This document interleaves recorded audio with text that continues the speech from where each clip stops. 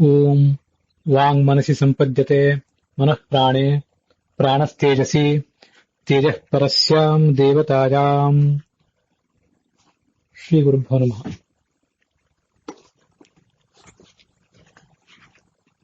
ಮಹಾಭಾರತ ಪ್ರವಚನ ಸರಣಿಯಲ್ಲಿ 1270ನೇ ಅನುಶಾಸನ ಪರ್ವದ 203ನೇ ಭಾಗ ಇದು.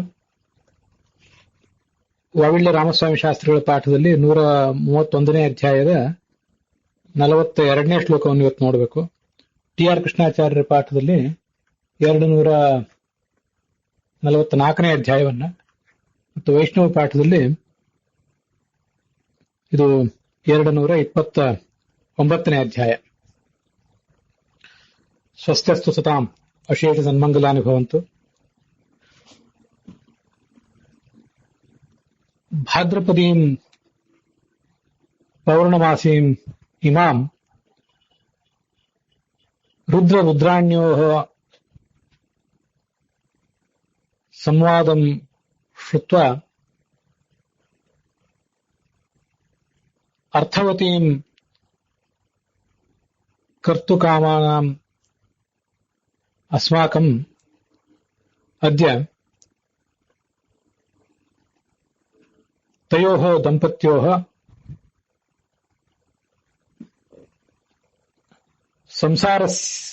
ಸಂಸಾರಸ್ಯ ಅಸಾರತ್ವ ಕಥನ ವಿಷಯಕಃ ಸಂವಾದಃ ಶ್ರವಣಪಥಗಾಮಿ ಭವಿಷ್ಯತಿ. ಅನುದ್ವಿಗ್ನಮತೇರ್ಜಂತೋಃ. ಮಹೇಶ್ವರ ಪಾರ್ವತಿಗೆ ಹೀಗೆ ಹೇಳ್ತಾ ಇದ್ದಾನೆ, ಸಂಸಾರದಲ್ಲಿ ಒಂದು ವೈರಾಗ್ಯ ಬರಬೇಕು ಮನುಷ್ಯನಿಗೆ, ಇಲ್ಲದೆ ಹೋದ್ರೆ ಮೋಕ್ಷ ಸಾಧ್ಯ ಆಗೋದಿಲ್ಲ. ಸಂಸಾರದಲ್ಲಿ ಇರುವುದೆಲ್ಲ ಶೋಕ, ವ್ಯಾಧಿ, ದುಃಖ ಇತ್ಯಾದಿಗಳೇ. ಅದರಲ್ಲೊಂದು ಉದ್ವೇಗ ಬರಬೇಕು. ಉದ್ವೇಗ ಬರುವುದಂದ್ರೆ ಟೆನ್ಷನ್ ಬರುವುದು ಅಂತ ಅರ್ಥ ಅಲ್ಲ. ಕೇವಲ ಮನುಷ್ಯ ಮನಸ್ಸಿನಲ್ಲಿ ಉದ್ವೇಗವನ್ನು ತುಂಬಿಕೊಂಡ ಮಾತ್ರಕ್ಕೆ, ಆ ಉದ್ವೇಗವನ್ನು ಪರಿಹಾರ ಮಾಡಿಕೊಳ್ಳದೆ ಇದ್ದ ಮಾತ್ರಕ್ಕೆ ಅವನಿಗೆ ಅದೊಂದು ಲಾಭ ಏನೂ ಆಗೋದಿಲ್ಲ. ಉದ್ವೇಗ ಅಂದ್ರೆ ಇಲ್ಲಿ ಟೆನ್ಷನ್ ಅಂತ ಅರ್ಥ ಅಲ್ಲ. ಉದ್ವೇಗ ಅಂದ್ರೆ ಇಲ್ಲಿ ಹೇವರಿಕೆ, ತಾತ್ಸಾರ, ತಿರಸ್ಕಾರ ಅಂತ ಅರ್ಥ. ಸಂಸಾರವನ್ನು ನೋಡಿ ನಮಗೆ ತಾತ್ಸಾರ ಆಗ್ಬೇಕು, ಸಂಸಾರ ಬೇಡ ಅಂತ ಕಾಣಬೇಕು ನಮಗೆ. ಆವಾಗ ಸಾಧಕನಾದವನು ಮುಕ್ತಿಗೆ ಸೋಪಾನವಾದಂಥ ಮಾರ್ಗವನ್ನ ಅನುಸರಿಸ್ತಾನೆ.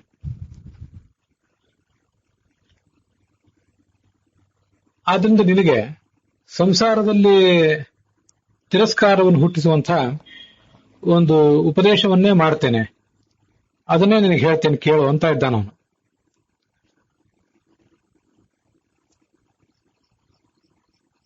ಶೋಕಸ್ಥಾನ ಸಹಸ್ರಾಣಿ ಭಯಸ್ಥಾನ ಶತಾನಿ ಚ ದಿವಸೇ ದಿವಸೇ ಮೂಢಂ ಆವಿಶಂತಿ ನ ಪಂಡಿತಂ. ಹಿಂದೆ ಕೂಡ ಮಹಾಭಾರತದಲ್ಲಿ ಒಂದು ಶ್ಲೋಕ ಬಂದಿದೆ. ಈ ಸಂಸಾರ ಹೇಗೆ ಅಂತಂದ್ರೆ, ಪ್ರತಿನಿತ್ಯ ನಮಗೆ ದುಃಖ ಪಡಲಿಕ್ಕೆ 1000 ಕಾರಣಗಳಿವೆ, ಭಯ ಪಡಲಿಕ್ಕೆ 1000 ಕಾರಣಗಳಿವೆ. ಅಂತವೆಲ್ಲ ಕಾರಣಗಳು ಬಂದೇ ಬರ್ತಿರ್ತವೆ. ಅಲ್ಲಿ ಹಿಂದೆ ಒಂದ್ ಕಡೆ ಮೋಹಸ್ಥಾನ ಶತಾನಿಚ ಅಂತಿದೆ. ಮೋಹ ಪಡ್ಲಿಕ್ಕೇನು ಕಡಿಮೆ ಕಾರಣಗಳಿಲ್ಲ ಈ ಜಗತ್ತಿನಲ್ಲಿ.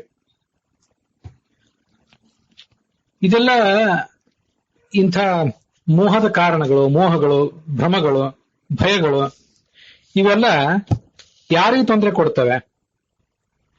ಮೂರ್ಖನಾದವನಿಗೆ ತೊಂದರೆ ಕೊಡ್ತವೆ. ಮೂರ್ಖನಾದವನಿಗೆ ಮೋಹ, ಭಯ, ದುರಾಗ್ರಹ ಇವೆಲ್ಲವೂ ಬರೋದು. ಆದರೆ ನ ಪಂಡಿತಂ, ಜ್ಞಾನಿಯಾದವನಿಗೆ ಈ ಸಮಸ್ಯೆಗಳು ಯಾವತ್ತೂ ಕೂಡ ಮುತ್ತುವುದಿಲ್ಲ, ಅವನನ್ನು ಮುತ್ತುವುದಿಲ್ಲ ಇದನ್ನ ಅಂತ ಹೇಳ್ತಾರೆ. ಅದಕ್ಕಾಗಿ ಮನುಷ್ಯ ಪಂಡಿತನಾಗ್ಲಿಕ್ಕೆ ಪ್ರಯತ್ನ ಪಡಬೇಕು. ಪಂಡಿತನಾಗುವುದು ಅಂದ್ರೆ ಕೇವಲ ಸಂಸ್ಕೃತವನ್ನೇ ಅಧ್ಯಯನ ಮಾಡುವುದು, ವ್ಯಾಕರಣ ಸಾಹಿತ್ಯಾದಿಗಳನ್ನೇ ಅಧ್ಯಯನ ಮಾಡುವುದು ಅಂತಲ್ಲ. ಪಂಡ ಅಂದ್ರೆ ವಿವೇಕ. ಅದು ಯಾರಿಗೆ ಬಂದಿದೆಯೋ ಅವನೇ ಪಂಡಿತ. ಯಾವುದು ನಿತ್ಯ, ಯಾವುದು ಅನಿತ್ಯ, ಯಾವುದು ಸಾರ, ಯಾವುದು ಅಸಾರ ಅಂತನ್ನುವುದನ್ನೆಲ್ಲ ತಿಳ್ಕೊಳ್ಳುವ ಪ್ರಯತ್ನವನ್ನು ಅವನು ಮಾಡಬೇಕು. ಹಾಗಾದಾಗ ಅಸಾರವಾದಂತಹ ಈ ಸಂಗತಿಗಳು ಆತನಿಗೆ ಕೈ ಕೊಟ್ಟರೂ ಕೂಡ ಅದರಿಂದ ಅವನಿಗೇನು ಭಯ ಆಗೋದಿಲ್ಲ, ಉದ್ವೇಗನೂ ಆಗೋದಿಲ್ಲ. ಹೀಗೆ ಮನುಷ್ಯ ಪಂಡಿತನಾದರೆ ಅವನು ಆ ಸಂಸಾರದಲ್ಲಿ ಯಾವುದೇ ರೀತಿಯಾದಂತಹ ಭಯಕ್ಕೆ ಒಳಗಾಗದೆ,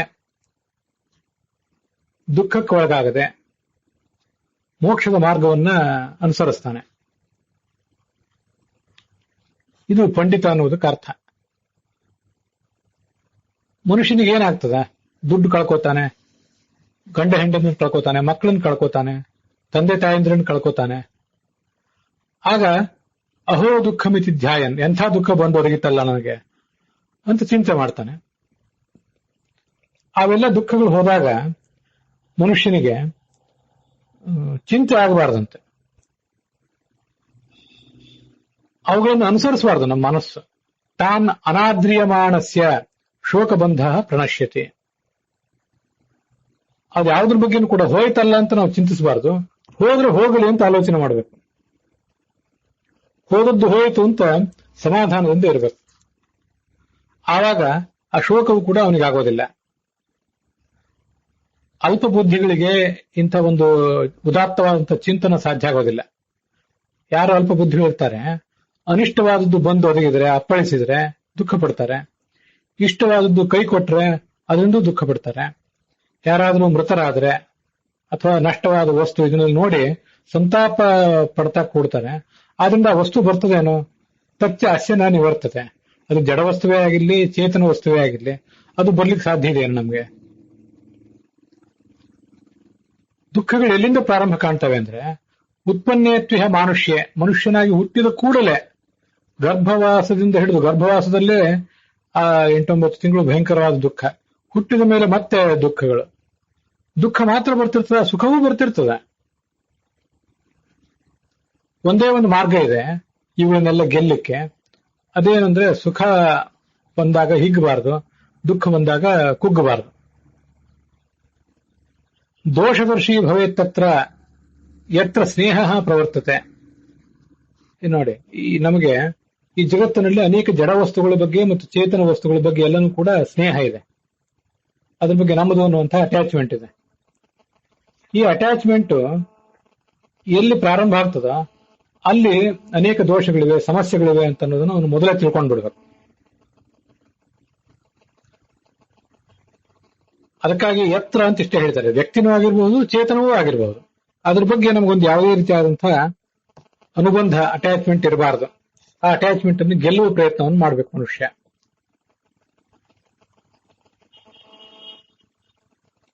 ಅನಿಷ್ಟೇನ ಅನ್ವಿತಂ ಪಶ್ಯೇತ್. ಈ ವ್ಯಕ್ತಿ ಅಥವಾ ಈ ವಸ್ತು ಯಾವುದ್ರ ಬಗ್ಗೆ ನಾನು ಅಭಿಮಾನ ಬೆಳೆಸ್ಕೊಂಡಿದ್ದೀನೋ ಇದೆಲ್ಲವೂ ಕೂಡ ನನಗೆ ಅನಿಷ್ಟಕಾರಕವಾಗಿದೆ ಅಂತ ತಿಳ್ಕೊಂಡು ಅದರಿಂದ ದೂರ ಇರಬೇಕು.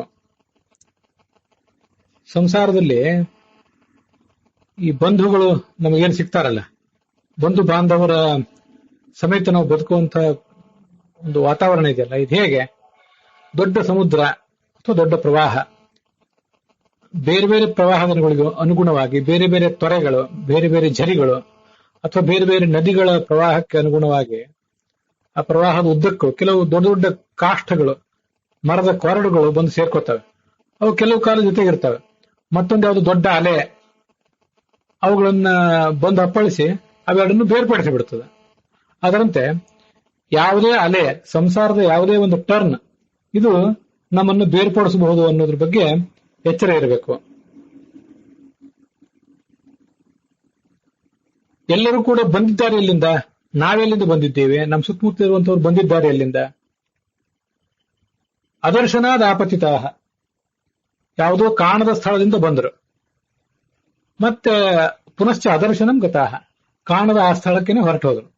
ಕಾಣದ ಸ್ಥಳದಿಂದ ಬರುವುದು, ಕಾಣದ ಸ್ಥಳಕ್ಕೆ ಹೊರಟು ಹೋಗುವುದು ಅಂತಂದ್ರೆ, ಅವ್ಯಕ್ತದಿಂದ ನಾವೆಲ್ಲ ಹುಟ್ಟಿದೆವು, ಪ್ರಕೃತಿಯಿಂದ. ಆ ಅವ್ಯಕ್ತ ಹೇಗಿದೆ, ಆ ಪ್ರಕೃತಿಯನ್ನು ನಿಮಿತ್ತವಾಗಿ ಮಾಡಿಕೊಂಡು ಪುರುಷ ನಮ್ಮನ್ನು ಹೇಗೆ ಸೃಷ್ಟಿಸಿದ್ದಾನೆ, ಇದ್ಯಾವುದು ನಮಗ್ ಗೊತ್ತಿಲ್ಲ. ನಾವು ಅದನ್ಯಾವುದನ್ನು ತಿಳಿದುಕೊಳ್ಳದೆ ಈ ಸಂಸಾರದಲ್ಲಿ ಬಂದು ಬಿದ್ದಿದ್ದೇವೆ, ಮತ್ತೆ ಹೋಗುವುದು ಅಲ್ಲಿಗೆ ಹೋಗ್ತೇವೆ. ಅದರಿಂದ ಇದ್ರ ಬಗ್ಗೆ ಸ್ನೇಹ ಬೇಡ. ಕುಟುಂಬ, ಪತ್ನಿ, ಪುತ್ರರು, ಶರೀರ ಎಲ್ಲ ಅನಿತ್ಯ, ಮತ್ತೊಬ್ಬರಿಗೆ ಸೇರಿದ್ದು. ಇದೊಂದು ತುಂಬಾ ಸುಂದರವಾದಂತಹ ಶ್ಲೋಕ ಅನ್ಸುತ್ತೆ ನನಗೆ. ಕುಟುಂಬಂ ಪುತ್ರದಾರಂ ಚ ಶರೀರಂ ಧನ ಸಂಚಯ ಪಾರಕ್ಯಂ ಅಧ್ರುವಂ ಸರ್ವಂ ಕಿಂ ಸ್ವಂ ಸುಕೃತ ದುಷ್ಕೃತೆ. ಈ ಜಗತ್ತಿನಲ್ಲಿ ಪ್ರತಿಯೊಂದು ಅನಿತ್ಯ ಅಂತ. ಚೇತನವೂ ಅನಿತ್ಯ, ಚೇತನವಾಗಿ ಒಂದು ಮೂಲತಃ ಚೇತನವಾಗಿ ಒಂದು ಶರೀರವನ್ನು ತಳೆದು ನಮ್ಮ ಎದುರಿಗೇನು ಬಂದಿದೆಯಲ್ಲ, ಈ ಹೆಂಡತಿ ಮಕ್ಕಳು ಮೊದಲಾದದ್ದು, ಇದು ಅನಿತ್ಯ. ಇನ್ನ ಜಡವಾದದ್ದು ಅದು ಕೂಡ ಅನಿತ್ಯವೇ. ಯಾವುದೂ ನಮ್ಮ ಜೊತೆ ದೀರ್ಘಕಾಲ ಇರೋದಿಲ್ಲ. ನಾವೊಂದು ಮಾತನ್ನ ಯಾವತ್ತೂ ಕೂಡ ಗಮನದಲ್ಲಿ ಇಟ್ಕೊಂಡಿರ್ಬೇಕು. ನಮಗೆ ನಮ್ಮ ಹತ್ರ ಇರುವಂತಹ ಜಡ ವಸ್ತುಗಳೇ ನಾವು ಹೇಳಿದಂತೆ ಕೇಳೋದಿಲ್ಲ. ಜಡ ವಸ್ತುಗಳು ಯಾವಾಗಲೂ ಕೂಡ ನಮ್ಮ ಇಚ್ಛೆಗೆ ತಕ್ಕಂತೆ ವರ್ತಿಸ್ತಾವ. ಬಹಳ ಅದನ್ನ ತಂದು ಖರೀದಿ ಮಾಡಿ ಬಹಳ ದಿವಸ ಆಯ್ತು, ಅದೀಗ ಹಾಳಾಗಿದೆ, ನಮ್ಮ ಇಚ್ಛೆಗೆ ತಕ್ಕಂತೆ ವರ್ತಿಸ್ತಿಲ್ಲ ಅಂತ ಮಾತ್ರ ಅಲ್ಲ, ಅತ್ಯಂತ ಹೊಸದಾದಂಥ ಅತ್ಯುತ್ತಮ ಗುಣಮಟ್ಟ ಇರುವಂತಹ ವಸ್ತುವೇ ಆದರೂ ಕೂಡ ನಮ್ಮ ಇಚ್ಛೆಗೆ ತಕ್ಕಂತೆ ವರ್ತಿಸ್ತದ. ಏನೋ ಕಾರಣದಿಂದ ಅದು ನಮಗೆ ವಿರುದ್ಧವಾಗಿ ವರ್ತಿಸಿ ಬಿಡಬಹುದು. ಇದು ಜಡ ವಸ್ತುಗಳೇ ಹೀಗೆ ಮಾಡ್ತವೆ ಅಂತಿದ್ದಾಗ, ಇನ್ನು ಚೇತನ ವಸ್ತುಗಳು ಅವೆಲ್ಲ ಹೇಗೆ ನಮ್ಮ ಇಚ್ಛೆಗೆ ತಕ್ಕಂತೆ ವರ್ತಿಸ್ತವೆ? ಅದಕ್ಕೊಂದು ತನ್ನದೇ ಆದ ಆಲೋಚನೆ ಇದೆ, ತನ್ನದೇ ಆದ ಪ್ರಾರಬ್ಧ ಇದೆ, ತನ್ನದೇ ಆದ ಹಿನ್ನೆಲೆ ಇದೆ. ಜಡ ವಸ್ತುವಿಗೆ ಯಾವ ಹಿನ್ನೆಲೆಯೂ ಇಲ್ಲ. ಅರ್ಥಾತ್ ಒಂದು ಪ್ರಾರಬ್ಧ ಕರ್ಮ, ಒಂದು ಆಲೋಚನೆ ಇತ್ಯಾದಿ ಯಾವುದೂ ಇಲ್ಲ. ಸಾತ್ವಿಕ, ರಾಜಸ, ತಾಮಸ ಅನ್ನುವಂಥ ಭೇದವೂ ಅಲ್ಲೇನಿಲ್ಲ. ಅದ್ಯಾವುದಿಲ್ಲದೆ ಹೋದ್ರೂ ಕೂಡ ಅವು ನಮ್ಮ ಇಚ್ಛೆಗೆ ತಕ್ಕಂತೆ ಕೆಲಸ ಮಾಡ್ತಿಲ್ಲ. ಇನ್ನ ಒಂದು ಚೇತನವಾದಂಥ ತನ್ನದೇ ಆದ ವಿಚಾರಧಾರೆಯನ್ನು ಹೊಂದಿರುವಂಥ ವ್ಯಕ್ತಿ ಅದು ಹೇಗೆ ನಮ್ಮ ಇಚ್ಛೆಗೆ ತಕ್ಕಂತೆ ವ್ಯವಹಾರ ಮಾಡಿತು? ನಮಗೆ ಅದು ಅನಿತ್ಯ ಮಾತ್ರ ಅಲ್ಲ, ಅನಿತ್ಯ ದೀರ್ಘಕಾಲ ನಮ್ಮ ಜೊತೆಗೆ ಇರೋದಿಲ್ಲ ಅಂತ ಮಾತ್ರ ಅಲ್ಲ, ಇರುವಷ್ಟು ಕಾಲವೂ ಕೂಡ ಅವು ನಮ್ಮ ವಿಶ್ವಾಸಕ್ಕೆ ಪಾತ್ರರಾಗಿರೋದಿಲ್ಲ. ಅವುಗಳನ್ನು ನೆಚ್ಚಿ ನಾವು ಬದುಕುವಂತನೇ ಇಲ್ಲ. ಅದನ್ನೇ ಮಹಾಭಾರತದಲ್ಲಿ ಆದಿಪರ್ವದಲ್ಲಿ ಒಂದು ಶ್ಲೋಕ ಹೇಳ್ತಾರೆ, ಅದನ್ನ ಹಿಂದೆ ಅನೇಕ ಬಾರಿ ಹೇಳಿದ್ದೇನೆ. ಧರ್ಮೇ ಮತಿರ್ಭವತು ವಃ ಸತತೋತ್ಥಿತಾನಾಂ ಸ ಹ್ಯೇಕ ಏವ ಪರಲೋಕಗತಸ್ಯ ಬಂಧು ಅರ್ಥಾತ್ ಸ್ತ್ರೀಯಶ್ಚ ನಿಪುಣೈರಪಿ ಸೇವ್ಯಮಾನಾಃ ನೈವ ಆಪ್ತಭಾವಮುಪಯಾಂತಿ ನಚ ಸ್ಥಿರತ್ವಂ. ಧರ್ಮದ ಬಗ್ಗೆ ಆಲೋಚನೆ ಮಾಡಿರಿ. ಪರಲೋಕಕ್ಕೆ ಹೊರಡ್ತಿದ್ದೀರಲ್ಲ, ನೀವು ಹೊರಡಬೇಕಾಗಿದೆ. ಆ ಹೋಗುವವನಿಗೆ ಧರ್ಮವೇ ದೊಡ್ಡ ಬಂಧು. ಅರ್ಥ, ನಾವು ಗಳಿಸುವಂತ ದುಡ್ಡು, ಸ್ಥಾನ, ಮಾನ ಇವೆಲ್ಲವೂ ಕೂಡ, ಸ್ತ್ರೀಯ, ನಮ್ಮ ಹೆಂಡತಿ, ನಮ್ಮ ಗಂಡ ಇವೆಲ್ಲವೂ ಕೂಡ ನಿಪುಣೈರಪಿ ಸೇವ್ಯಮಾನ, ಬೇಕಾದಷ್ಟು ದುಡ್ಡು ಗಳಿಸಿ ಸುಖ ಪಡ್ಲಿಕ್ಕೆ ಬೇಕಾದಂತಹ ವಾತಾವರಣವನ್ನ ಸೃಷ್ಟಿ ಮಾಡಿಕೊಂಡು ಸುಖ ಅನುಭವಿಸ್ತೇವೆ ಅಂತ ಕಟಿಬದ್ಧರಾಗಿ ನಿಂತರೂ ಕೂಡ ನೈವ ಆಪ್ತಭಾವ ಉಪಯಾಂತಿ, ಇದನ್ಯಾವುದನ್ನು ಕೂಡ ನಾವು ನಂಬುವಂತೆ, ನಾವು ನೆಚ್ಚಿಕೊಳ್ಳುವಂತೆನೇ ಇಲ್ಲ, ಸ್ಥಿರವಾಗಿಯೂ ಇರೋದಿಲ್ಲ. ಇದು ಎರಡು ವಿಷಯ. ಅಲ್ಲಿ ಸ್ಥಿರವಾಗಿರೋದಿಲ್ಲ, ಅವೆಲ್ಲ ಅನಿತ್ಯ. ಅದಂತೂ ಸತ್ಯವೇ. ಯಾರು ಕೂಡ, ಎಂಥ ನಾಸ್ತಿಕರು ಕೂಡ ನಾವು ಕಟ್ಟಿಸಿದ ಮನೆ, ನಾವು ಖರೀದಿಸಿದ ಬಂಗಾರ, ನಾವು ಗಳಿಸಿದಂಥ ಭೋಗ ಪದಾರ್ಥಗಳು ಇವೆಲ್ಲ ಶಾಶ್ವತ ಅಂತ ಯಾವ ನಾಸ್ತಿಕನೂ ಹೇಳೋದಿಲ್ಲ. ಅವೆಲ್ಲ ಅಸ್ಥಿರಗಳೇ. ಅಷ್ಟು ಮಾತ್ರ ಅಲ್ಲ, ಇರುವಷ್ಟು ಕಾಲ ಆದ್ರೂ ನಮ್ಗೆ ಅವು ಆಪ್ತ ಅಂತ ಅನಿಸ್ತಾವ. ಜಡವಸ್ತುವೇ ನಮಗೆ ಆಪ್ತ, ವಿಶ್ವಾಸಕ್ಕೆ ಯೋಗ್ಯ ಅಂತ ಅನಿಸ್ತಿಲ್ಲ. ಈ ಚೇತನವನ್ನು ನಾವು ಹೇಗೆ ವಿಶ್ವಾಸಕ್ಕೆ ತಗೊಳ್ಳೋದು? ಆಪ್ತ ಭಾವವನ್ನು ಮೂಡಿಸುವುದೇ ಇಲ್ಲ ನಮಗವು. ಇದು ಆ ಸಾಂಸಾರಿಕ ಸಂಗತಿಗಳು. ಅದು ಚೇತನ ಇರ್ಬೋದು, ಅಚೇತನ ಇರ್ಬೋದು, ಅದರ ಒಂದು ಇತಿಮಿತಿ ಇದು. ನೈವ ಆಪ್ತ ಭಾವ ಉಪಯಾಂತಿ ನಚ ಸ್ಥಿರತ್ವಂ ಅಂತ ಮಹಾಭಾರತದಲ್ಲಿ ಹಿಂದೆ ಬಂದಂತ ಮಾತು. ಈ ಮುಳುಗಿ ಹೋಗಿದ್ದಾನೆ, ಹೆಂಡತಿ, ಮಕ್ಕಳು, ಕುಟುಂಬ. ಅವನ ಸ್ಥಿತಿ ಹೇಗಿದೆ ಅಂತಂದ್ರೆ ದೊಡ್ಡ ಕೆಸರಿನ ಮಡುವಿನಲ್ಲಿ ಮುಳುಗಿದ ಮದ್ದಾನೆಯಂತೆ ಮನುಷ್ಯರೆಲ್ಲರೂ ಕೂಡ ಮುಳುಗಿ ಹೋಗಿದ್ದಾರೆ.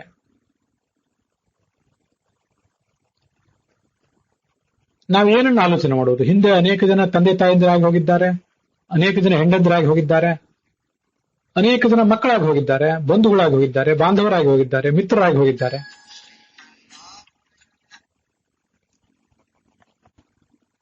ಹಿಂದೆ ಆಗಿ ಹೋಗಿದ್ದಾರೆ, ಮುಂದೂ ಆಗುವವರಿದ್ದಾರೆ. ಇದನ್ನೊಂದು ಬಾರಿ ಗಮನಿಸೋಣ. ಈಗಿನ ಸೃಷ್ಟಿ ಏನಿದೆಯಲ್ಲ, ಸೃಷ್ಟಿಯಾದಿ ಘಟಾಬ್ದಾಹ ಅಂತ ಪಂಚಾಂಗದಲ್ಲಿ ಕೊಟ್ಟಿರ್ತಾರೆ. 195 ಕೋಟಿ ವರ್ಷಗಳು ಆಗಿ ಹೋಗಿವೆ ನಾವೆಲ್ಲ ಸೃಷ್ಟಿಗೆ ಬಂದು. ಅಷ್ಟು ದೀರ್ಘಕಾಲದಲ್ಲಿ ಅದೆಷ್ಟೋ ಜನ ಮಕ್ಕಳನ್ನ, ತಂದೆ ತಾಯಂದ್ರನ್ನ, ಬಂಧು ಬಾಂಧವರನ್ನ ಎಲ್ಲರನ್ನೂ ನಾವು ನೋಡೇ ಇದ್ದೇವೆ. ಅವರಿಗೆ ನನ್ನಿಂದ ಏನಾಗಬೇಕಾಗಿದೆ, ನನಗೆ ಅವರಿಂದ ಏನಾಗಬೇಕಾಗಿದೆ, ಏನೂ ಇಲ್ಲ. ಈ ತರ ಚಿಂತನೆ ಮಾಡಿದರೆ ಮನುಷ್ಯನಿಗೆ ಭಯ ಇರೋದಿಲ್ಲ, ಆತಂಕ ಇರೋದಿಲ್ಲ. ಅದನ್ನ ಬಿಟ್ಟು ಇದಕ್ಕೆಲ್ಲದಕ್ಕೂ ಅಂಟಿಕೊಂಡು ಕೂತ್ಕೊಂಡ್ರೆ ಅದು ಶಾರೀರಿಕವಾದಂತಹ, ಮಾನಸಿಕವಾದಂತಹ ದುಃಖಕ್ಕೆ ಕಾರಣ ಆಗ್ತದೆ. ಅದನ್ನ ಪರಿಹರಿಸಲಿಕ್ಕೇನೆ ಬರೋದಿಲ್ಲ. ಎಂಥದೇ ಒಂದು ಸಂಗತಿ ನಮ್ಗದು ಭಯ, ದುಃಖಕ್ಕೆ ಕಾರಣ ಆಗಿದ್ರೆ ಅದನ್ನು ಪರಿತ್ಯಜಿಸಬೇಕು. ಯೌವನ,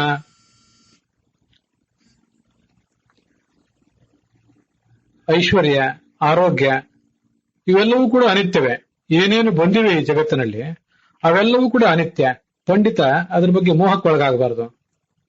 ಕ್ಷಣಾರ್ಧೇನಾಪಿ ತುಲಯೇ ನ ಸ್ವರ್ಗಂ ನಾ ಪುನರ್ಭವಂ ಭಗವತ್ ಸಂಗಿ ಸಂಗಸ್ಯ ಮರ್ತಾನಾಂ ಕಿಮುತಾಶಿಷಃ ಅಂತ ಭಾಗವತದಲ್ಲಿ ಒಂದು ಶ್ಲೋಕ ಕೇಳಿ ಬರ್ತದೆ. ಭಗವಂತನ ಸಂಘವನ್ನು ಪಡ್ಕೊಂಡಂತಹ ಸಜ್ಜನರೇನಿದ್ದಾರೆ ಅವರ ಸಹವಾಸ ನನಗಿರ್ಲಿ, ನನಗೆ ಮೋಕ್ಷವೂ ಬೇಕಾಗಿಲ್ಲ ಅಂತ ಅಲ್ಲಿ ಒಂದು ಮಾತು. ಅದರ ಅಂತರಾರ್ಥ ಬೇರೆ ಇದೆ, ಅದು ಆ ಕಡೆ ಇರ್ಲಿ. ಮರ್ತ್ಯಾನಾಂ ಕಿಮುತ್ ಆಶಿಷಃ, ನಮಗೆ ಮೋಕ್ಷವೇ ಬೇಡ ಅಂತ ಆದ್ಮೇಲೆ ಸಜ್ಜನರ ಸಹವಾಸವೇ, ಜ್ಞಾನಿಗಳ ಸಹವಾಸವೇ ಯಾವತ್ತೂ ಇರ್ಲಿ ಅಂತ ನಾವು ಬಯಸುವುದಾದ್ರೆ ಅದೆಷ್ಟು ಅದ್ಭುತ ಅಂತಂದ್ರೆ, ಮೋಕ್ಷವೇ ಬೇಡ ಅಂತ ಆದಾಗ ಈ ಜಗತ್ತಿನಲ್ಲಿ ಇವತ್ತು ಹುಟ್ಟಿ ನಾಳೆ ಸಾಯುವಂತಹ ಈ ಮರ್ತ್ಯರೇನಿದ್ದಾರೆ ಇವರ ಆಸೆ ಆಕಾಂಕ್ಷೆಗಳು, ಇವರು ಗಳಿಸಬೇಕಾದಂತಹ ಗುರಿಗಳು, ಈ ಗುರಿಗಳಿಂದ, ಈ ಅಭೀಷ್ಟ ವಸ್ತುಗಳಿಂದ ನನಗೇನಾಗಬೇಕಾದಿದ್ದಿದೆ? ಮೋಕ್ಷವೇ ಬೇಡ ಅಂತ ಇದ್ದೇನೆ ನಾನು. ನನಗೆ ಬೇಕಾದ್ದೆಲ್ಲವೂ ಕೂಡ ಸಾಧು ಸಜ್ಜನರ ಸಹವಾಸ, ಸಾಧು ಸಜ್ಜನರ ಸಹವಾಸ ಮಾಡಿ ಆ ಮೂಲಕ ನನ್ನ ಮೋಕ್ಷಕ್ಕಾಗಿ ನಾನು ಮಾಡುವ ಪ್ರಯತ್ನವನ್ನ ಮತ್ತಷ್ಟು ಊರ್ಜಿತಗೊಳಿಸಿಕೊಂಡು ಮೋಕ್ಷದಲ್ಲಿ ನಾನು ಹೆಚ್ಚಿನ ಆನಂದವನ್ನು ಗಳಿಸ್ತೇನೆ. ಈ ಜಗತ್ತಿನ ಆನಂದ ನನಗೆ ಬೇಡ. ಯಾಕಂದ್ರೆ ಈ ಜಗತ್ತಿನಲ್ಲಿ ಸುಖ ನಿರಂತರವಾಗಿ ಇರ್ತದೆ ಅಂತಿಲ್ಲ. ಇಲ್ಲಿರುವ ಆರೋಗ್ಯ, ಐಶ್ವರ್ಯ ಎಲ್ಲವೂ ಕೂಡ ಕ್ಷಣಿಕವಾದದ್ದು. ಸ್ವರ್ಗದಲ್ಲಿರುವಂತಹ ಇಂದ್ರನಿಗೂ ನಿರಂತರವಾಗಿ ಸುಖ ಇರ್ತದೆ ಅಂತ ನಿಶ್ಚಿತ ಇಲ್ಲ. ಅಲ್ಲಿಯೂ ಅವನಿಗೆ ದುಃಖ ಆಗ್ತದೆ. ಶಕ್ರಸ್ಯಾಪಿ ತ್ರಿವಿಷ್ಟಪೆ. ಹಾಗಿರುವಾಗ ಈ ಜಗತ್ತಿನಲ್ಲಿ ನಾವು ಮುಳುಗಿ ಏನು ಇದ್ದೇವೆ, ನಮಗೆ ಎಷ್ಟು ಸುಖ ಸಿಕ್ಕಿತು, ಏನು ಆನಂದ ಸಿಕ್ಕಿತು ಅನ್ನುವಂಥ ಎಚ್ಚರ ಇರಬೇಕು.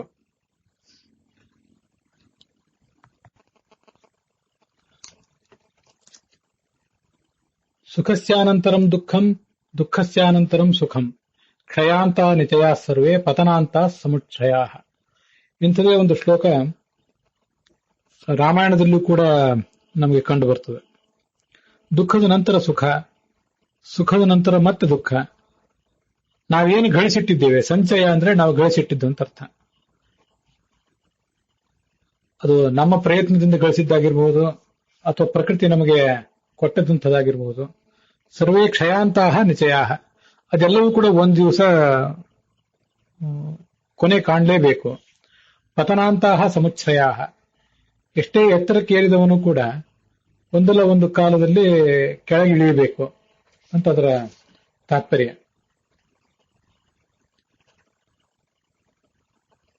ಅಧಿಕಾರದ ಉನ್ನತಿ ಇರಬಹುದು, ಈ ಎಲ್ಲ ಥರದ ಉನ್ನತಿಗಳು ಕೂಡ ಒಂದಲ್ಲ ಒಂದು ದಿವಸ ಕೊನೆಗೆ ಮುಗಿಯುವಂತವೇ. ಇದರೆಲ್ಲದ ಹಿಂದೆ ಧ್ವನಿ ಏನಿದೆ ಅಂದ್ರೆ, ಯಾವ ಉನ್ನತಿಯನ್ನ ಮನುಷ್ಯ ಪಡ್ಕೊಂಡ ಮೇಲೆ, ಯಾವ ಎತ್ತರಕ್ಕೆ ಏರಿದ ಮೇಲೆ ಮತ್ತೆಂದೂ ಇಳಿಯುವಂತಹ ಪ್ರಸಂಗ ಇರೋದಿಲ್ವ, ಅಂಥ ಉನ್ನತಿಯನ್ನು ಮನುಷ್ಯ ಬಯಸಬೇಕು. ಅದೇ ಅಧ್ಯಾತ್ಮದ ಉನ್ನತಿ.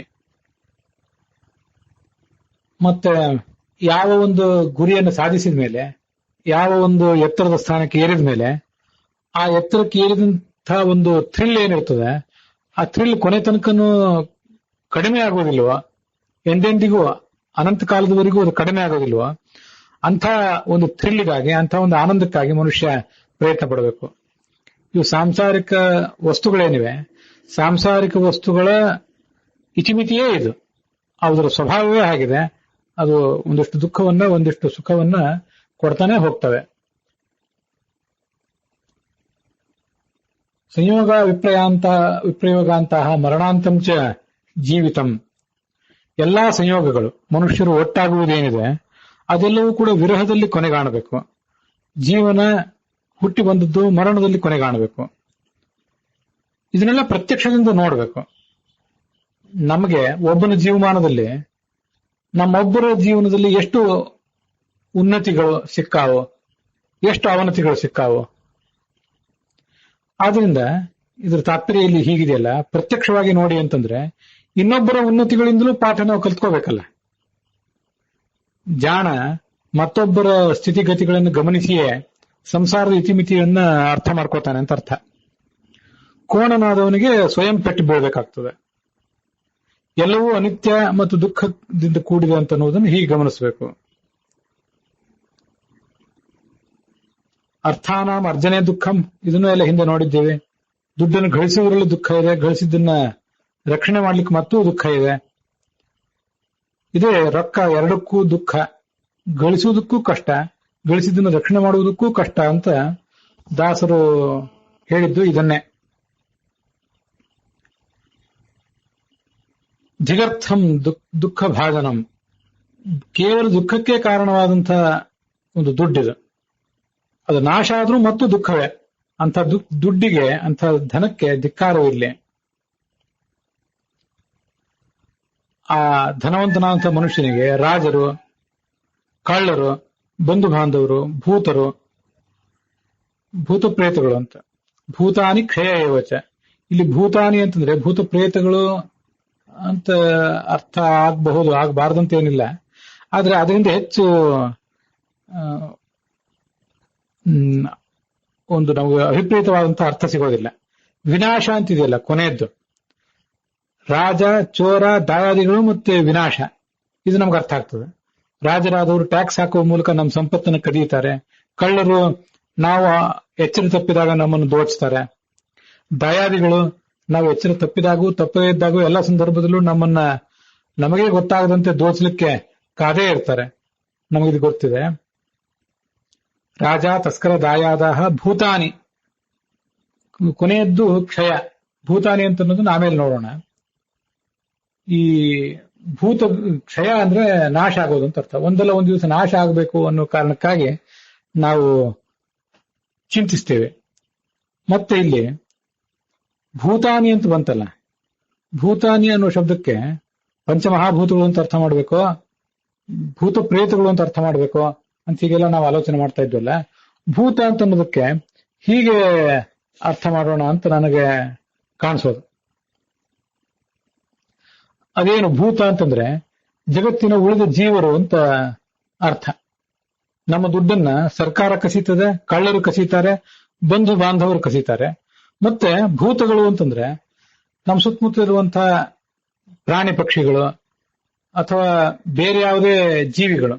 ನಮ್ಮ ಸಂಪತ್ತು ಯಾರ್ಯಾರಿಗೂ ಹಂಚಿ ಹೋಗ್ತದೆ. ಈ ಕಾರಣದಿಂದಾಗಿ ನಮ್ಮೊಬ್ಬರಲ್ಲೇ ಇದು ಉಳಿಲಿಕ್ಕೆ ಸಾಧ್ಯವೇ ಇಲ್ಲ. ದಾಯಾದಿಗಳು, ಮಿತ್ರರು, ಬಂಧುಗಳು ಇವರನ್ನು ಹೊರತುಪಡಿಸಿದ್ರೆ ಉಳಿದೆಲ್ಲಾ ಜೀವರು ಈ ಜಗತ್ತಿನಲ್ಲಿದ್ದಾರೆ. ಸಮಾಜದಲ್ಲಿರುವಂತಹ ಯಾರ್ಯಾರ್ದು ಪರಿಚಯವೇ ನಮಗಿಲ್ಲ ಅಂತವರೆಲ್ಲರೂ ಕೂಡ ಭೂತ ಶಬ್ದದಿಂದ ವಾಚ್ಯರಾಗಿದ್ದಾರೆ. ಏಕೋ ವಿಷ್ಣು ಮಹದ್ಭೂತಂ ಪೃಥಕ್ ಭೂತಾನ್ ಅನೇಕಶಃ ಅನ್ನುವಲ್ಲಿ ವಿಷ್ಣುವನ್ನು ಮಹಾಭೂತ ಅಂತನೂ ಉಳಿದವರನ್ನೆಲ್ಲ ಪೃಥಕ್ ಭೂತಗಳು ಅಂತನೂ ಹೇಳ್ತಾರಲ್ಲ. ಈ ಜಗತ್ತಿನ ಉಳಿದೆಲ್ಲ ಜೀವರು ನಮ್ಮ ಸಹವರ್ತಿಗಳು. ಸಮಾಜದಲ್ಲಿರುವಂಥವರು ನಮ್ಮ ಪರಿಚಿತರಿರ್ಬೋದು, ಅಪರಿಚಿತರಿರ್ಬೋದು, ಅವರೆಲ್ಲರೂ ಕೂಡ ಪ್ರಾಣಿಗಳಿರ್ಬಹುದು, ಪಕ್ಷಿಗಳಿರ್ಬಹುದು, ಮನುಷ್ಯರೇ ಇರಬಹುದು, ಇವರೆಲ್ಲರೂ ಕೂಡ ಭೂತಗಳು ಅಂತ ಅರ್ಥ ಮಾಡ್ಕೊಳ್ಳೋದು ಒಳ್ಳೆಯದು. ನಮ್ಮ ದುಡ್ಡು ಇವರೆಲ್ಲರಿಗೂ ಕೂಡ, ನಾವು ಗಳಿಸಿಟ್ಟದ್ದು ಇವರೆಲ್ಲರಿಗೂ ಕೂಡ ಯಾವ್ದಾವ್ದು ರೂಪದಲ್ಲಿ ಹಂಚಿ ಹೋಗ್ತದೆ ಅಂತ ಅರ್ಥ ಮಾಡ್ಕೊಳ್ಳೋದು ಒಳ್ಳೆಯದು. ಇದನ್ ಬಿಟ್ಟರೆ ಭೂತ ಪ್ರೇತಗಳು ಇದನ್ನ ಕಸಿತಾವೆ ಅಂತ ಏನು ಅರ್ಥ ಸರಿಯಲ್ಲ. ಪಂಚಮಹಾಭೂತಗಳು ಅನ್ನೋ ಅರ್ಥವೂ ಸರಿಯಲ್ಲ. ಯಾಕೆಂದ್ರೆ ಪಂಚಮಹಾಭೂತಗಳು ಪೃಥ್ವಿ, ಅಪ್ಪು, ತೇಜಸ್ಸು, ವಾಯು, ಆಕಾಶಗಳು ನಮ್ಮನ್ನು ದುಡ್ಡನ್ನ ನಾಶದ ಮೂಲಕ ಕದೀತಾವೆ ಅಂತ ಅರ್ಥ ಅಲ್ಲಿ ಹಾಗೆ ಆಗ್ತದೆ. ವಿನಾಶ ಆಗುವುದಾದ್ರೆ ಅದು ಪೃಥ್ವಿ, ಅಪ್ಪು, ನೆರೆ ಬಂದು ನಮ್ಮ ಸಂಪತ್ತು ಕಳಿಬೇಕು, ಬೆಂಕಿಗೆ ಆಹುತಿಗಾಗಿ ನಮ್ಮ ಸಂಪತ್ತು ಹೋಗ್ಬೇಕು, ಭೂಕಂಪ ಆಗಿ ಸಂಪತ್ತು ಹೋಗ್ಬೇಕು, ವಾಯು, ಆಕಾಶ ಇವು ಕೂಡ ಪಂಚಮಹಾಭೂತಗಳು. ಇವನ್ನೆಲ್ಲರನ್ನು ಕೂಡ ಆದಿಭೌತಿಕ ಆಪತ್ತು ಅಂತ ಕರೀತಾರೆ. ಅದ್ರ ಮೂಲಕ ನಮ್ಮ ಸಂಪತ್ತು ಹೋಗ್ತದೆ. ಆದ್ರಿಂದ ಪಂಚಮಹಾಭೂತಗಳು ಅಂತ ಅನ್ನೋದು ಅಲ್ಲಿ ಸೇರ್ತದೆ. ಭೂತಗಳು ಅನ್ನೋ ಶಬ್ದದಿಂದ ನಾವು ಮಹಾಭೂತನಾದಂತಹ ವಿಷ್ಣು ಒಬ್ಬ ಏನಿದ್ದಾನಲ್ಲ, ಆ ವಿಷ್ಣುವನ್ನು ಹೊರತುಪಡಿಸಿದ್ರೆ ಉಳಿದೆಲ್ಲ ಭೂತಗಳು. ಇದು ತುಂಬಾ ಸ್ವಾರಸ್ಯಕರವಾದಂತಹ ಸಂಗತಿ. ನಾನೀಗ ಹೇಳುವಾಗ ಪ್ರಾಣಿ, ಪಕ್ಷಿ, ಮನುಷ್ಯರು, ಪರಿಚಿತ ಮನುಷ್ಯರು, ಅಪರಿಚಿತ ಮನುಷ್ಯರು ಅಂತೆಲ್ಲ ಹೇಳಿದೆ. ಅವ್ರು ಮಾತ್ರ ಅಲ್ಲ, ಭೂತಾನಿ ಅಂತಂದ್ರೆ ಎಲ್ಲ ದೇವತೆಗಳು ಕೂಡ ನಮ್ಮ ದುಡ್ಡನ್ನು ಕಸಿತಾರಲ್ಲ. ಯಾವ್ಯಾವುದೋ ದೇವತೆಗಳಿಗಾಗಿ ನಾವು ನಮ್ಮಲ್ಲಿರುವಂತಹ ದುಡ್ಡನ್ನ ಖರ್ಚು ಮಾಡಲೇಬೇಕಾಗ್ತದೆ. ಹೀಗೊಂದು ಅರ್ಥ ನನಗೆ ಇದೀಗ ಹೊಳಿತಾ ಇದೆ. ಇದನ್ನು ಗಮನಿಸಿ ನೀವು ನೋಡಬೇಕು. ದೇವತೆಗಳು ತಾವಾಗಿ ಕಸಿತಾರೆ ಕೆಲವು ಕಡೆ ಇನ್ಯಾವುದೋ ದೇವತೆ, ಮತ್ತೊಂದ್ಯಾವುದೋ ಶಕ್ತಿ, ಮತ್ತೊಂದ್ಯಾವುದೋ ಗ್ರಹ, ಅವುಗಳ ಹೆಸರನ್ನು ಹೇಳಿ ಉಳಿದವರು ಕದಿಯುವಂತೆ ಮಾಡ್ತಾರೆ. ನಮಗೆ ಗೊತ್ತಿಲ್ಲದಂತೆ ನಮ್ಮಿಂದ ಕದ್ದು ಬಿಡ್ತಾರೆ. ಇದು ಆ ಭೂತ ಅಂತ ಅನ್ನೋದಕ್ಕೆ ಅರ್ಥ. ಹೀಗೆ ದೇವತೆಗಳ ಹೆಸರಿನಲ್ಲಿ, ದುಷ್ಟಗ್ರಹಗಳ ಹೆಸರಿನಲ್ಲಿ, ಮತ್ಯಾವುದ್ಯಾವುದೋ ಅಪರಿಚಿತವಾದಂತಹ ಜೀವ ಜಾಲ, ಪ್ರಾಣಿ, ಪಕ್ಷಿ, ಮನುಷ್ಯ, ಇವರೆಲ್ಲರೂ ಕೂಡ ನಮ್ಮ ದುಡ್ಡನ್ನ ಕಸಿತಾರೆ ಅಂತ ಆ ಭೂತ ಶಬ್ದಕ್ಕೆ ಅರ್ಥ ಮಾಡೋದು ಒಳ್ಳೆಯದು. ಆದ್ರಿಂದ ಅರ್ಥವೇ ಈ ಎಲ್ಲ ದುಃಖಕ್ಕೆ ಕಾರಣ. ಯಾರ ಹತ್ರ ದುಡ್ಡೇ ಇಲ್ವೋ, ನರಂ ಅರ್ಥ ವಿವರ್ಜಿತಂ, ದುಡ್ಡೇ ಯಾರ ಹತ್ರ ಇಲ್ವೋ ಅವನನ್ನ ಯಾರು ಪೀಡಿಸ್ತಾರೆ? ಯಾರೂ ಪೀಡಿಸೋದಿಲ್ಲ, ಅವನ್ ಮಾತಾಡ್ಸೋದಿಲ್ಲ ಯಾರು. ಅದು ಅರ್ಥ ಪ್ರಾಪ್ತಿನೇ ದೊಡ್ಡ ದುಃಖ, ದಾರಿದ್ರ್ಯ ಪರಮ ಸುಖ. ಇದನ್ನ ತಿಳ್ಕೋಬೇಕು. ಆಕಿಂಚನ್ಯಂ ಅಂತಂದ್ರೆ, ಅಕಿಂಚನ ಅಂತಂದ್ರೆ ಏನೂ ಇಲ್ಲದೆ ಇದ್ದು ಅಂತ ಅರ್ಥ. ಆಕಿಂಚನ್ಯವೇ ದೊಡ್ಡ ಸಂಪತ್ತು ಅಂತ ಕೆಲವು ಕಡೆ ಶಾಸ್ತ್ರದಲ್ಲಿ, ಭಾಗವತಾದಿಗಳಲ್ಲಿ ವರ್ಣನೆ ಮಾಡ್ತಿರ್ತಾರೆ. ಏನೂ ಇಲ್ಲದೆ ಇರುವುದೇ ದೊಡ್ಡ ಸಂಪತ್ತು.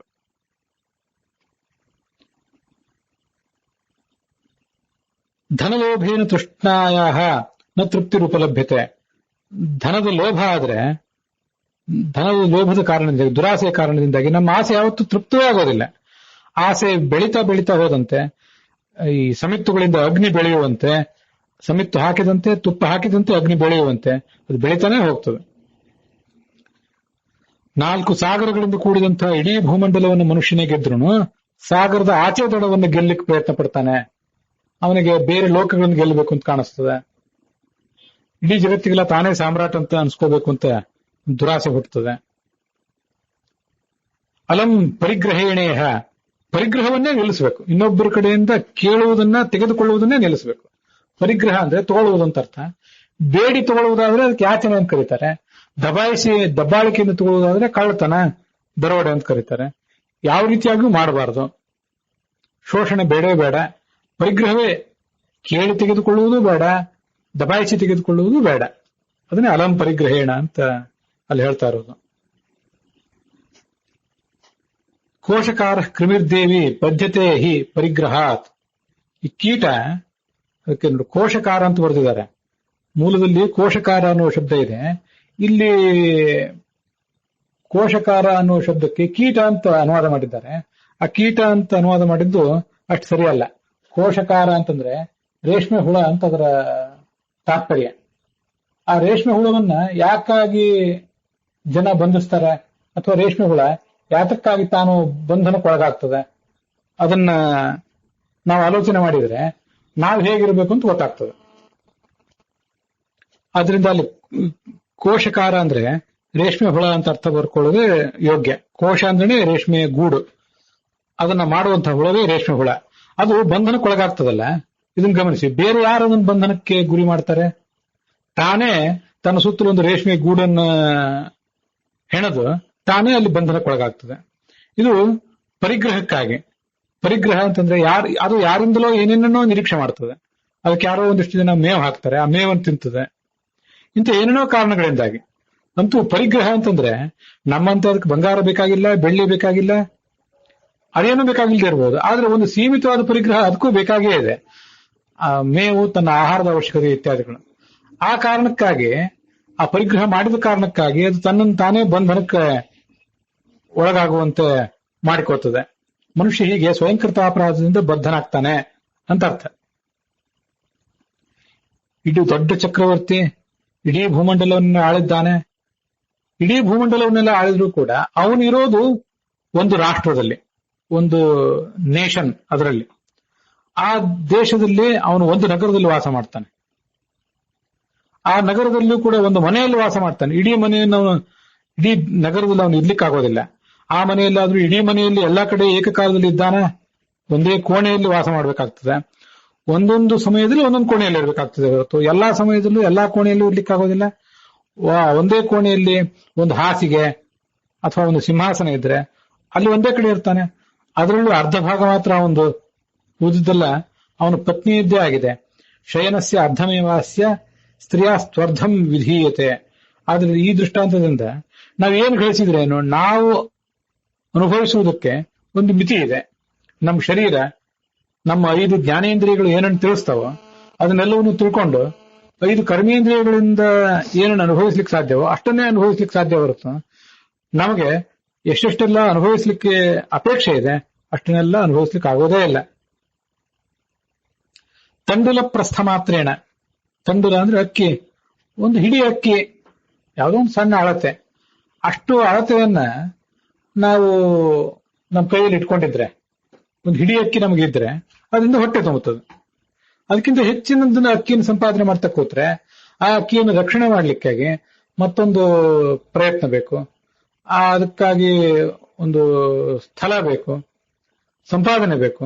ಇದಕ್ಕಾಗಿ ಮನುಷ್ಯ ಬಂಧನಕ್ಕೊಳಗಾಗ್ತಾನೆ ಅಂತ ಅದರ ತಾತ್ಪರ್ಯ.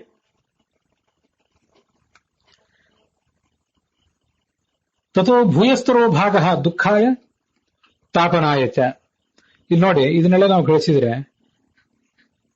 ನಮಗೆ ಈ ಜೀವನದಲ್ಲಿ ಬದುಕಲಿಕ್ಕೆ ಬೇಕಾಗಿದೆ ಎಷ್ಟು, ಬದುಕಲಿಕ್ಕೆ ವಾಸ್ತವಿಕವಾಗಿ ಎಷ್ಟು ಬೇಕೋ ಅದಕ್ಕಿಂತ ಹೆಚ್ಚಿನದನ್ನ ನಾವು ಗಳಿಸುವ ಪ್ರಯತ್ನ ಮಾಡ್ತಾ ಇದ್ದೀವಿ. ಅದಕ್ಕೆ ಹೆಚ್ಚಿನದನ್ನು ಗಳಿಸಬೇಕು, ಅದಕ್ಕಿಂತ ಹೆಚ್ಚಿನದನ್ನು ನಾವು ಅಪೇಕ್ಷೆ ಪಟ್ರೆ ಅದಕ್ಕಾಗಿ ಧನ ಸಂಪಾದನೆಗೆ ಪ್ರಯತ್ನ ಪಡಬೇಕಾಗ್ತದೆ. ನಾವೇನು ಸ್ವಯಂ ಷಡ್ಗುಣೇಶ್ವರಿ ಸಂಪನ್ನರಲ್ಲ, ಯಾವ ಪ್ರಯತ್ನವಿಲ್ಲದೇನೆ ದುಡ್ಡು ನಮಗೆ ಬರ್ಲಿಕ್ಕೆ. ನಾವಂತೂ ಪ್ರಯತ್ನ ಪಡ್ಲೇಬೇಕಾಗ್ತದೆ. ಕಳ್ಳತನ ಆದ್ರೂ ಮಾಡಬೇಕು, ಕಳ್ಳತನ ಮಾಡದೆ ಹೋದ್ರೆ ನ್ಯಾಯ ಮಾರ್ಗದಿಂದಲಾದ್ರೂ ದುಡ್ಡನ್ನು ಗಳಿಸ್ತೀನಿ ಅಂತ ಹೊರಟ್ರು ನ್ಯಾಯ ಮಾರ್ಗದಿಂದ ದುಡ್ಡು ಗಳಿಸುವುದಾದ್ರೂ ಸುಲಭ ಅಲ್ಲ, ಅಥವಾ ಅನ್ಯಾಯದಿಂದ ಗಳಿಸುವುದಾದ್ರೂ ದುಡ್ಡು ಕಷ್ಟ ಸುಲಭವೇನಲ್ಲ. ಕಳ್ಳರಿಗಾದ್ರೂ ಕೂಡ ದುಡ್ಡೇನು ತಾವು ಕೂತಲ್ಲಿ ಹರಿದು ಬರೋದಿಲ್ಲಲ್ಲ. ಅಂತೂ ನ್ಯಾಯದಿಂದ ಗಳಿಸಲಿ ಅನ್ಯಾಯದಿಂದ ಗಳಿಸಲಿ ದುಡ್ಡನ್ನು ಗಳಿಸಬೇಕಾದ್ರೆ ಮನುಷ್ಯ ತೀವ್ರವಾದಂತಹ ಪ್ರಯತ್ನವನ್ನು ಯಾವತ್ತೂ ಕೂಡ ಮಾಡ್ತಾನೇ ಇರಬೇಕಾಗ್ತದೆ. ಆ ಪ್ರಯತ್ನವಿಲ್ಲದೇನೆ ಅವನಿಗೆ ಧನ ಸಿಗೋದೇ ಇಲ್ಲ. ನಾವಿವತ್ತು ಉಪಯೋಗಿಸ್ತಾ ಇರುವಂತದ್ದು ಒಂದು ಹಿಡಿ ಅಕ್ಕಿಗಿಂತ ಹೆಚ್ಚಿಂದೇ ಆಗಿದೆ. ತಿಂತಾ ಇರುವುದು ಮಾತ್ರ ಅಲ್ಲ, ತಿನ್ನುವುದು, ನಾವು ಉಡುವುದು ನಮ್ಮ ಮಾನ ಮುಚ್ಚಲಿಕ್ಕೆ ಬೇಕಾಗಿರುವುದಕ್ಕಿಂತ ಹೆಚ್ಚಿಂದೇ ಆಗಿದೆ. ತಿನ್ನುವುದಂತೂ ಹೆಚ್ಚಿಂದೇ ಆಗಿದೆ. ನೋಡ್ತಾ ಇರುವುದು, ಉಪಯೋಗಿಸ್ತಾ ಇರುವುದು, ಅನೇಕ ಸಂಗತಿಗಳೆಲ್ಲವೂ ಕೂಡ ಬೇಸಿಕಲಿ ನಮಗೆ ಬೇಕಾಗಿರುವಂತಹ ಸಂಗತಿಗಳಿಗಿಂತ ಹೆಚ್ಚಿನವೇ ಆಗಿವೆ. ನಮಗೆ ಯಾವ್ಯಾವ ಭ್ರಮೆಗಳನ್ನು ತಲೆಯಲ್ಲಿ ತುರುಕಿ ಜೀವನದ ಮಟ್ಟ ಮೇಂಟೈನ್ ಮಾಡ್ಕೋಬೇಕು, ಲೈಫ್ ಸ್ಟ್ಯಾಂಡರ್ಡ್ ಮೇಂಟೈನ್ ಮಾಡ್ಕೋಬೇಕು ಅಂತೆಲ್ಲ ಹೇಳಿ ಯಾರ್ಯಾರು ನಮ್ಗೆ ಏನೇನೋ ಸಂಗತಿಗಳೆಲ್ಲ ನಮಗೆ ಬೇಕು ಅನ್ನೋ ಭ್ರಮೆ ಬರೆಸಿಬಿಟ್ಟಿದ್ದಾರೆ. ಅದಕ್ಕಾಗಿ ನಾವು ಅನೇಕ ಥರದ ಪ್ರಯತ್ನ ಪಡ್ತೇವೆ. ಇದನ್ನ ನೀವು ಕೂಡ ಎಲ್ಲರೂ ಕೇಳಿರ್ತೀರಿ.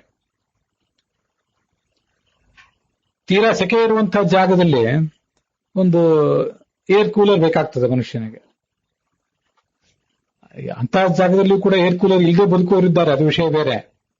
ಹಿಮಾಲಯದಲ್ಲಿಯೂ ಕೂಡ ಏರ್ ಕೂಲರ್ ನಮಗೆ ಬೇಕಾಗುವಂತೆ ನಮ್ಮ ಮನಸ್ಸನ್ನು ಪ್ರಚೋದಿಸಿ ಏರ್ ಕೂಲರ್ ನಾವು ಕೊಳ್ಳುವಂತೆ ಮಾಡುವವನು ಯಾರಿದ್ದಾನಲ್ಲ, ಅವನು ಒಳ್ಳೆ ಮಾರಾಟಗಾರ, ಒಳ್ಳೆ ಸೇಲ್ಸ್ ಮ್ಯಾನ್, ಅವನು ಒಳ್ಳೆ ಜಾಹೀರಾತುದಾರ ಅಂತೆಲ್ಲ ಕೆಲವು ಕಡೆ ಹೇಳ್ತಿರ್ತಾರೆ.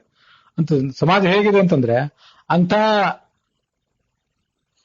ಬೇರೆ ಬೇರೆ ಸಂಗತಿಗಳನ್ನ ನಮಗೂ ಅವಶ್ಯಕವೋ ಅನವಶ್ಯಕವೋ ಅಂತ ವಿಚಾರಣೆ ಮಾಡ್ಲಿಕ್ಕೆ ಹೋಗದೆ ಎಲ್ಲವನ್ನೂ ಕೂಡ ನಾವು ಕೊಳ್ಳತಾನೆ, ಖರೀದಿ ಮಾಡ್ತಾನೆ, ಅನುಭವಿಸ್ತಾನೆ ಹೋಗುವಂತೆ ನಮ್ಮನ್ನೆಲ್ಲವೂ ಪ್ರಚೋದಿಸ್ತಾ ಇವೆ. ನನ್ನ ಮಹಾಭಾರತದಲ್ಲೇ ಉದ್ಯೋಗ ಪರ್ವದಲ್ಲಿ ವಿದುರ ಧೃತರಾಷ್ಟ್ರನಿಗೆ ಹೇಳ್ತಾನೆ, ಸಹಸ್ರಿಣೋಪಿ ಜೀವಂತಿ ಶತಿನೋಪಿ ಚ ಧೃತರಾಷ್ಟ್ರ ವಿಮುಂಚೇಚ್ಛಾಂ ನ ಕಥಂಚಿನ್ ನ ಜೀವ್ಯಸೆ. 1000 ರೂಪಾಯಿಯನ್ನು ಸಂಪಾದನೆ ಮಾಡುವವರು ಈ ಜಗತ್ತಿನಲ್ಲಿ ಬದುಕೇ ಇದ್ದಾರೆ, 100 ರೂಪಾಯಿ ಸಂಪಾದನೆ ಮಾಡುವವರು ಕೂಡ ಬದುಕಿದ್ದಾರೆ, ಅವ್ರ ಜೀವನವನ್ನು ನಡೆದಿದೆ.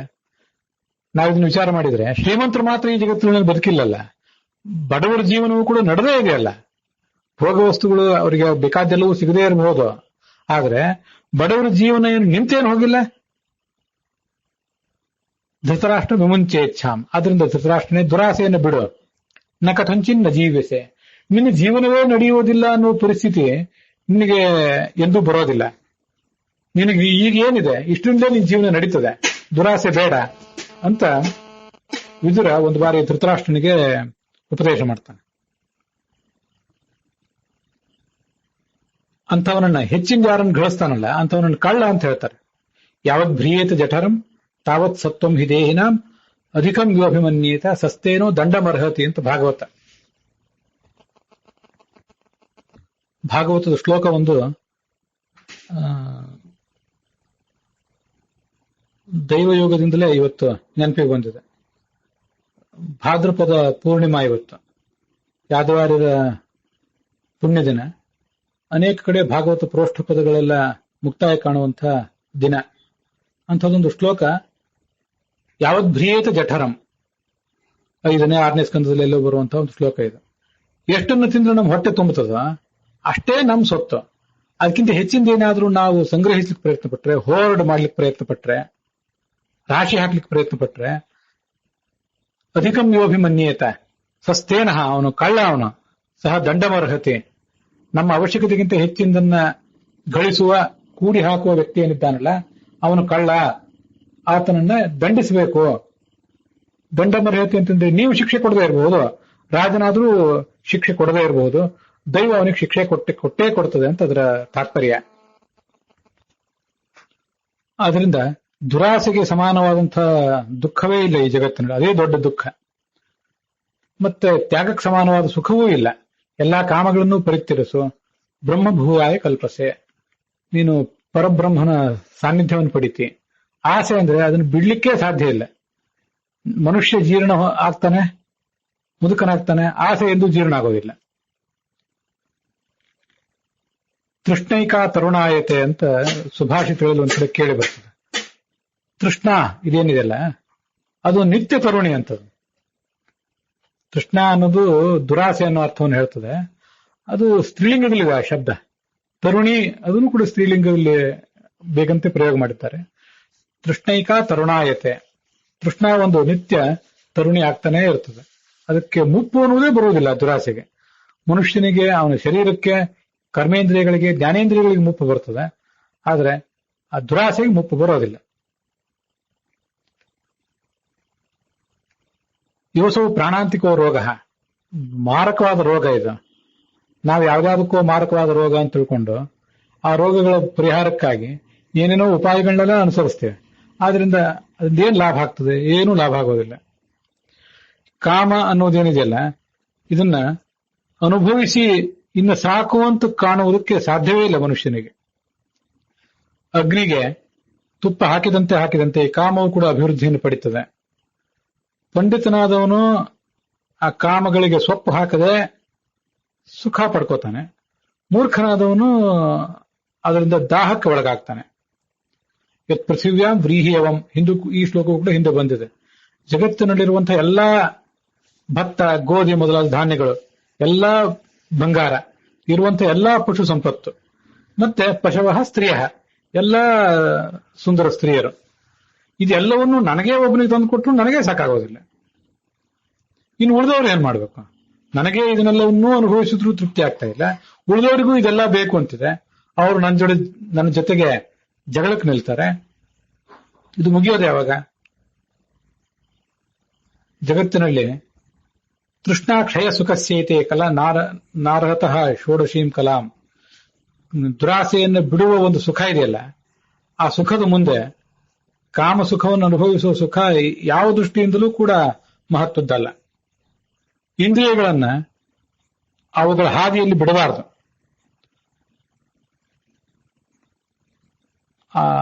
6 ಇಂದ್ರಿಯಗಳನ್ನ, ಮನಸ್ಸು ಮತ್ತು 5 ಜ್ಞಾನೇಂದ್ರಿಯಗಳು, ಅವುಗಳನ್ನು ಯಾವತ್ತೂ ಕೂಡ ನಿಗ್ರಹಿಸಿ ನಿತ್ಯಂ ಆತ್ಮನ ಯೋಜಯೇತ್, ಪರಮಾತ್ಮನಲ್ಲಿ ಮತ್ತು ಜೀವಾತ್ಮನಾದಂಥ ನನ್ನಲ್ಲಿ ಅವುಗಳನ್ನ ಜೋಡಿಸ್ಕೋಬೇಕು.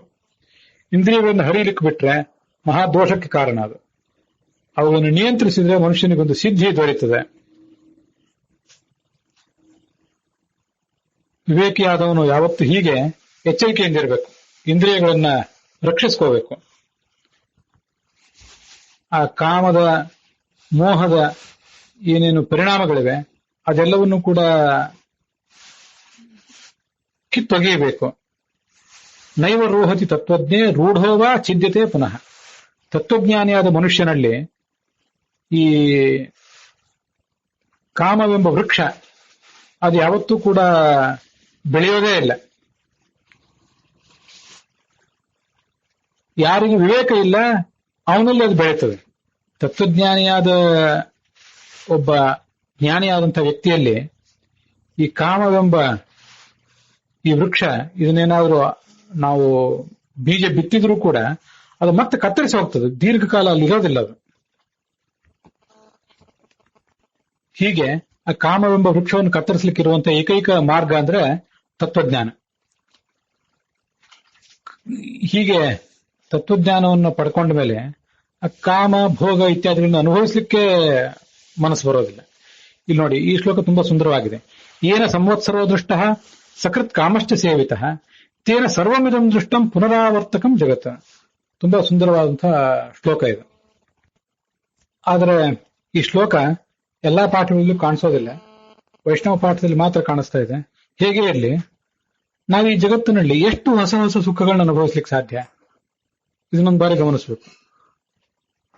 ಒಂದು ನಾವು ಹುಟ್ಟಿ 1 ವರ್ಷವಾದ ಮೇಲೆ ತೀರಾ ಚಿಕ್ಕ ಮಗುವನ್ನು ಇಟ್ಕೊಂಡ್ರೆ ಅದಕ್ಕೆ ಇನ್ನೂ ಜಗತ್ತಿನ ಅರಿವಿರೋದಿಲ್ಲ, ಅದು ಆ ಕಡೆ ಇರಲಿ. ಸುಮಾರು 30 ವರ್ಷದ ಬಳಿಕ ಹೀಗೆ ಅರ್ಥ ಮಾಡ್ಕೊಳ್ಳೋಣ. ಒಬ್ಬ ಮನುಷ್ಯ ಮದುವೆ ಮಾಡ್ಕೊಂಡು 1 ವರ್ಷವೂ ಆಯ್ತು, ಅಥವಾ ಒಂದು ಒಳ್ಳೆ ಉದ್ಯೋಗ, ಧನಾರ್ಜನೆಗೆ ಒಂದು ಒಳ್ಳೆ ವ್ಯಾಪಾರ ಅದು ಸಿಕ್ಕಿತು, ಅದಕ್ಕೂ 1 ವರ್ಷ ಆಯ್ತು. ಇಷ್ಟಾದ ಮೇಲೆ ಇನ್ನು ಮುಂದಿನ ವರ್ಷ ಆ ಕಾಮ ಸುಖಕ್ಕೆ ಸಂಬಂಧಪಟ್ಟಂತೆ, ಸ್ತ್ರೀ ಸುಖ ಪುರುಷ ಸುಖಕ್ಕೆ ಸಂಬಂಧಪಟ್ಟಂತೆ ಆಗಲಿ, ಮತ್ತೆ ಈ ಜಗತ್ತಿನಲ್ಲಿ ಹೊಂದುವಂತ ಬೇರೆ ಬೇರೆ ಗುರಿಗಳನ್ನು ಕುರಿತಾಗಲಿ, ಮತ್ತೇನನ್ನು ಹೊಸದಾಗಿ ನಾವು ಅನುಭವಿಸ್ಲಿಕ್ಕೆ ಸಾಧ್ಯ? 1 ವರ್ಷದಲ್ಲಿ ಆ ಎಲ್ಲ ವಸ್ತುಗಳ ತುಷ್ಟಿ ಗುಣ ಕಡಿಮೆ ಆಗಿಬಿಡ್ತದೆ. ಎಲ್ಲವೂ ಕೂಡ ಸಾಕಿನ್ನು ಅಂತ ಅವನಿಗೆ ಕಾಣಿಸ್ತದೆ. 1 ಬಾರಿ ಕಾಣಿಸ್ತದೆ ಸಾಕು ಅಂತ ಹೇಳಿ ಮತ್ತೆ ಮುಂದಿನ ಬಾರಿ ಅದೇ ಬೇಕು ಅಂತ ಅನಿಸ್ತದೆ. ಇದು ನೋಡಿ, ತೇನ ಸರ್ವಮಿದಂ ದೃಷ್ಟಂ. ಇಡೀ ಇನ್ನು ಈ ವರ್ಷವನ್ನು ನಾವೇನು ಅನುಭವಿಸಿದ್ದೇವೆ ಇದೇ ಸುಖವನ್ನೇ ಮುಂದಿನ ವರ್ಷ ಅನುಭವಿಸುವುದು. ಎಷ್ಟೇ ದುಡ್ಡನ್ನು ತಗೊಂಡ್ರು, ಎಷ್ಟೇ ದೊಡ್ಡ ಅರಮನೆಯನ್ನು ಕಟ್ಟಿಸ್ಕೊಂಡ್ರು, ಎಂಥ ಸುಂದರ ಸ್ತ್ರೀಯ ಜೊತೆಗೆ ಬದುಕಿದ್ರು, ಈ ವರ್ಷ ಏನ್ ಮಾಡಿದ್ದೇವೋ ಮುಂದಿನ ವರ್ಷವೇ ಅದನ್ನೇ ಮಾಡುವುದು. ಮತ್ತೆ ಹೆಚ್ಚಿನ ಏನಾದ್ರು ಮಾಡ್ಲಿಕ್ಕಿದೆಯೇನು ಈ ಜಗತ್ತಿನಲ್ಲಿ? ಪುನರಾವರ್ತಕಂ ಜಗತ್. ಜಗತ್ತೆಲ್ಲವೂ ಕೂಡ ಹೀಗೆ ಮತ್ತೆ ಮತ್ತೆ ಪುನರಾವೃತ್ತಿಯನ್ನ ಕಾಣ್ತಾನೆ ಇರ್ತದೆ, ಅದರಲ್ಲಿ ವ್ಯತ್ಯಾಸವೇ ಆಗೋದಿಲ್ಲ.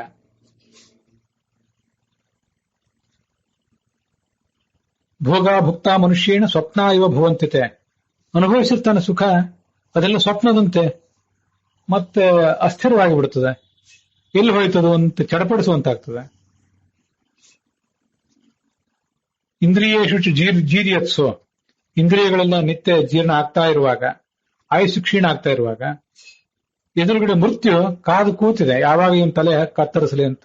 ಪುರಸ್ತಾಚ್ಯ ಸ್ಥಿತಿಯ ಮೃತ್ಯು.